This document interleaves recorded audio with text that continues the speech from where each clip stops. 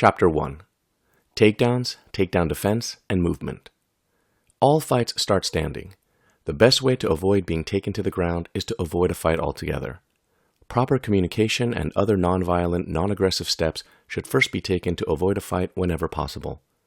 The second way to avoid the takedown, and potentially the fight too, is to keep distance between yourself and the aggressor, then leaving the scene as soon as possible. However, that is not always possible. When a fight has initiated, the best way to avoid damage from strikes and avoid going to the ground is to use evasive maneuvers. The most basic of these is keeping the distance. This is a common term used in any martial arts. Keeping the distance refers to maintaining the distance between yourself and an opponent. The distance required will vary on your or the aggressor's intent. To avoid strikes and takedowns, a good rule of thumb is to keep a double arm's length distance from the attacker.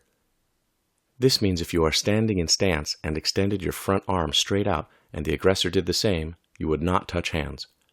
Refer to the strikes section for proper stance. This is a good distance for safety since an aggressor who cannot reach you cannot hurt you. This double arm's length distance is good for avoiding kicks as well as punches. A double arm's length is longer than the average person's leg.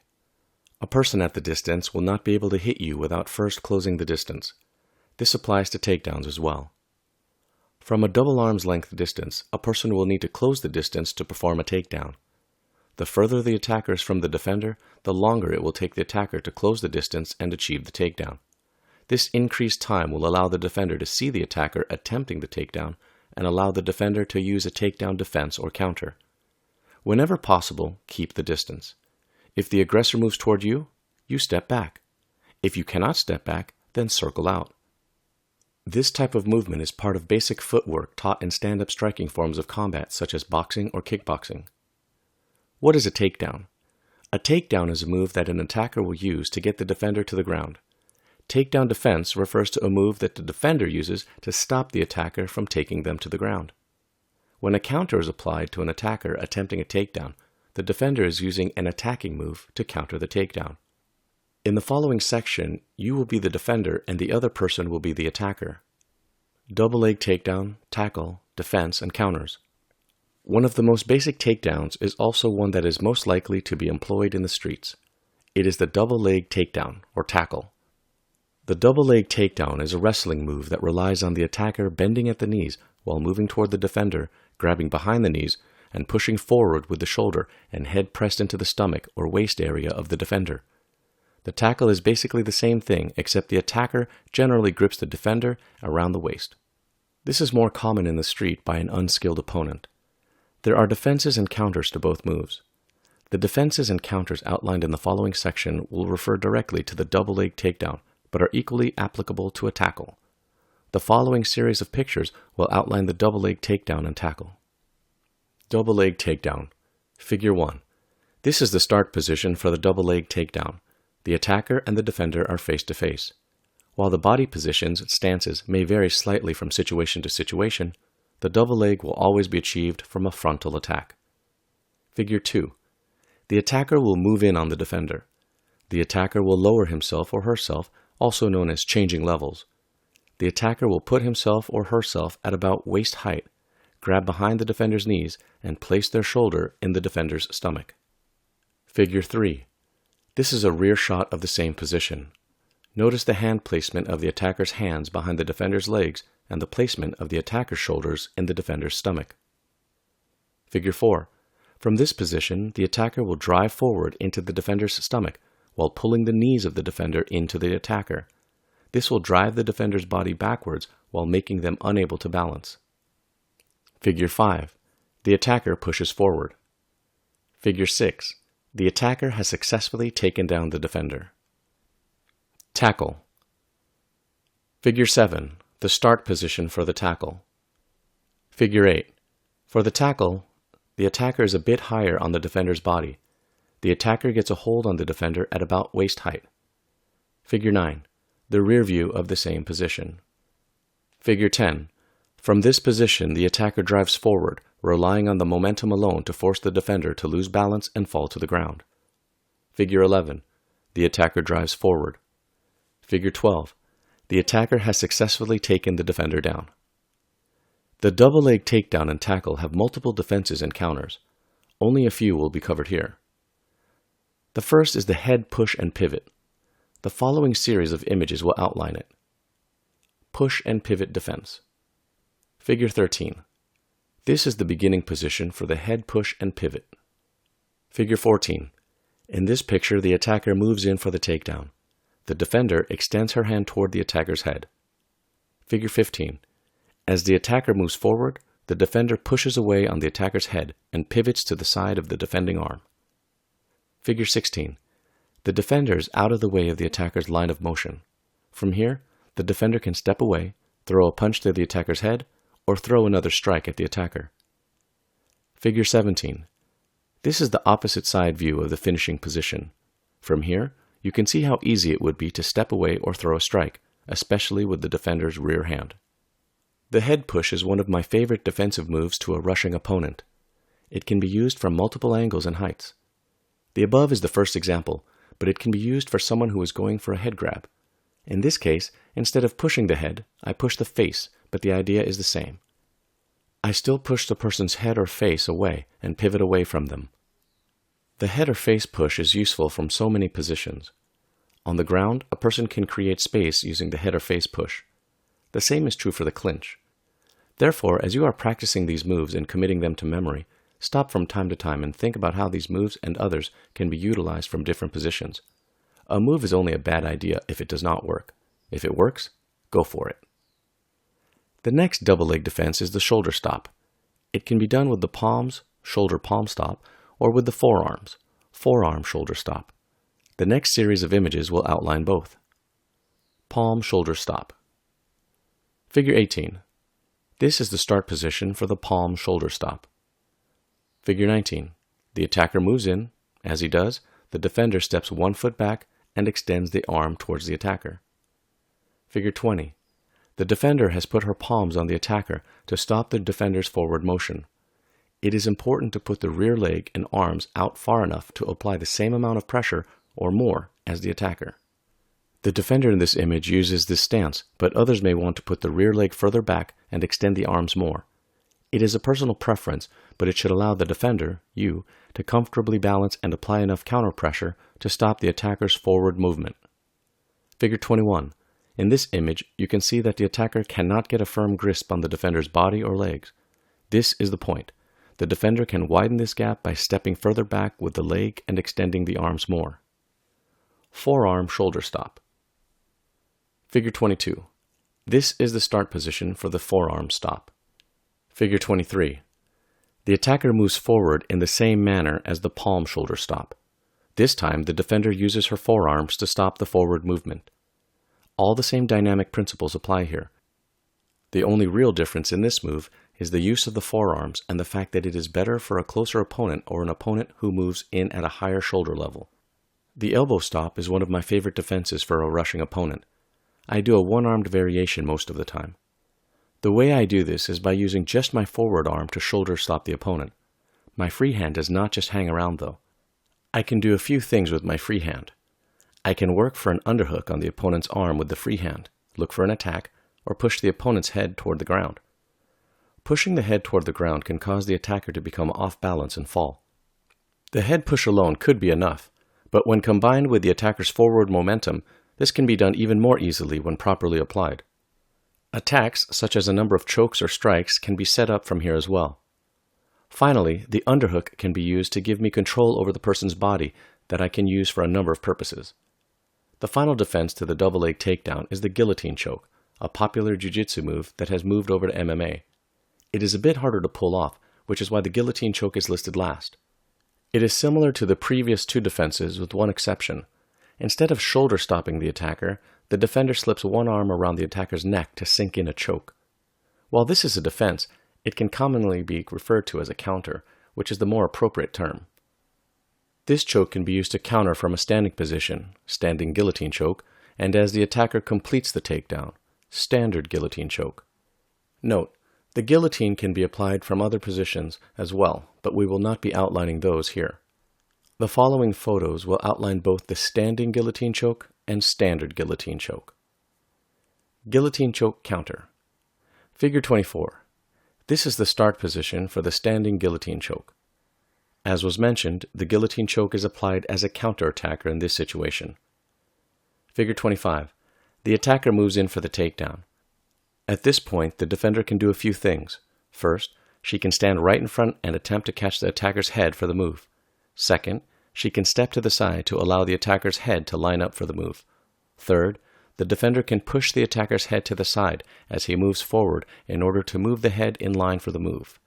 Finally, the attacker can step slightly to the side and push the attacker's head to line it up for the move. Any of these setups will work as long as the attacker's head ends up in the correct position. It is a matter of personal preference and situation. Time and practice will help you learn which works better for you. Figure 26. The defender shoots her arms around the attacker's neck. She reaches the choking hand around to the other side of her body where she clasps both hands together. The choke does not generally go in perfectly immediately. The inside of the elbow needs to be lined up with the front of the attacker's throat. From the current position, the defender can adjust the arm position until the choke is sunk in. Figure 27. Notice how the hands are clasped together. The defender has reached her arm around the attacker's neck to the other side and joined hands. The stance she has is a little wider than shoulder width, and her knees are slightly bent. Different hand grips can be used. Palm to palm, inverted palm to palm, and palm to wrist are my preferred grips. Experiment with grips to see which one you like best. As long as you are able to perform the move properly, the grip does not matter. Figure 28. The guillotine in more detail. Notice the arm that is extended. It is the choking arm. Figure 29. The arm reaches downward, preparing to slide under the throat. Figure 30. The arm is extended under the neck. The inner elbow goes under the throat, and the arm reaches to the other side of the body. Figure 31. The choking arm is connected with the hand of the non-choking arm. Different grips can be used here. As long as you can perform the choke, any grip is fine. Figure 32. Lift on the neck by pushing the shoulder blades backward and pushing the pelvis slightly forward. Keep a bend in your knees. Do not try to stand tall. For safety purposes, during practice, do not push the shoulders back all the way or push the pelvis completely forward. This would sink the choke in deep and could seriously hurt your training partner. In a real situation, you would push the shoulders back and pelvis forward. You would essentially create a dip in your lower back that allows you to lift the opponent's neck. In extreme situations, the opponent may even be lifted off the ground. In practice, exercise caution. Figure 33. In the event that the defender is unable to stop the attacker from moving forward, you can maintain the guillotine to the ground and choke the attacker out there. Figure 34. As the attacker keeps pushing forward, the defender needs to keep a firm grip on the neck of the attacker. Allow yourself to fall in a controlled manner with the momentum. Remember, this is only if you cannot stop the attacker from moving forward. Do not go to the ground on your back unless forced.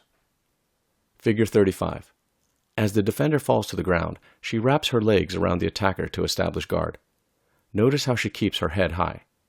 This will help prevent the head from hitting the ground. While this type of hit could knock you out, it could also just cause you to lose your grip on the neck or guard. Figure 36. The defender is now on the ground, but she has a firm grip on the attacker's neck and body. From here, the defender can choke the attacker out or hurt or hold him until she can mount a sweep or escape. Figure 37. Side view of the last frame. Figure 38. Opposite side view of the last frame.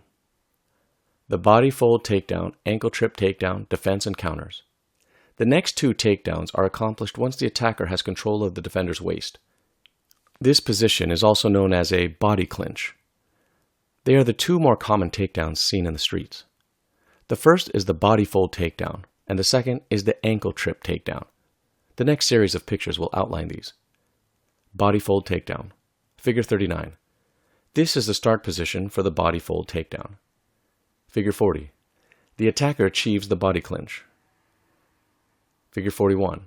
From this position, the attacker will lower their body slightly and stay in tight on the defender's body. Figure 42. The attacker will then push upward and forward with their shoulders while pulling the defender's body toward them with the body clinch. Figure 43. This movement pushes the defender off balance and they will begin to fall backwards. Figure 44. The attacker follows the defender to the ground and lands in a dominant position, such as in guard. Leg hook takedown. Figure 45. This is the start position for the leg hook takedown. Figure 46. The attacker closes the distance and establishes a body clinch on the defender. Figure 47. The attacker places one of his feet behind the foot of the defender to act as a tripping mechanism. The attacker's foot may simply be used to trip, or the attacker may use the foot to hook and pull the defender's foot off the ground. Both are common ways this takedown is employed. Figure 48. The attacker pushes forward, effectively tripping the defender. Figure 49, which causes them to lose balance and fall to the ground. Figure 50. The attacker is now in a dominant position, mount, and can do damage to the defender. The defenses to both of these techniques are essentially the same. The first defense is to prevent the attacker from getting into the position to complete this move. Keeping the distance is the best way to do this, but the head push and pivot and shoulder stop moves are effective here. If the attacker gets a grip on the defender's waist, then there are a few more options from which to choose. The first step is to step back with the feet and create space between the defender's body and the attacker's body. The body fold takedown and leg hook takedown rely on the attacker being close to the defender. The more space between the attacker and the defender, the harder the takedown is to complete for the attacker. The next series of pictures will outline how the defender can create space between them and the attacker. These pictures will also outline how to use what is referred to as snaking, or how to incorporate punches as a counter. Step back and create space. Figure 51. If an attacker has an established body clinch, the first thing to do is to create space. Figure 52. In this image, the defender has taken a step back with her right foot. She has placed it behind her in a strong position to establish a solid base. From here, she can push forward with her body to stop the forward movement of the attacker. This also creates space to set up strikes or other maneuvers. Throwing a punch. Figure 53. While maintaining the space, the defender pulls back her right arm to deliver a blow to the attacker's body. Figure 54. The defender delivers a blow to the attacker's stomach. Blows can be delivered to any part of the body that is accessible, but delivering a blow to the ribs or stomach is likely to be the most effective. A strong body blow to the stomach can cause shortness of breath in the attacker. An attacker that cannot breathe cannot effectively attack. Pain will also occur because of a blow to the stomach or ribs. This may be enough to discourage an attacker from pushing forward. Ideally, this will encourage the attacker to separate from the defender.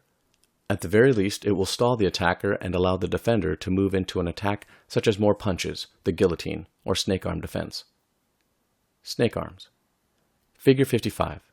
This is the start position for snake arms. For this move, the defender creates space between herself and the attacker. She then snakes her arms inside his to move into a more dominant double underhook position. Figure 56.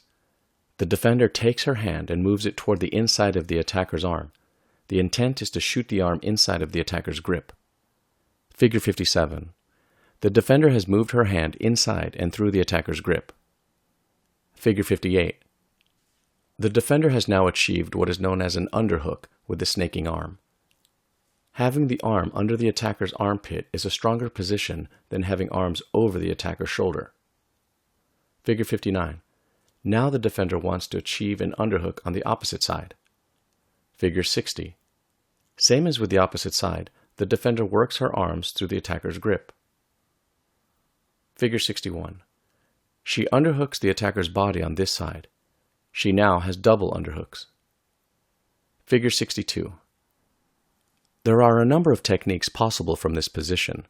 In this case, defender's desire is to get away, so she uses the double underhooks to put her hands on the attacker's chest. From here, she pushes off the attacker. Figure 63.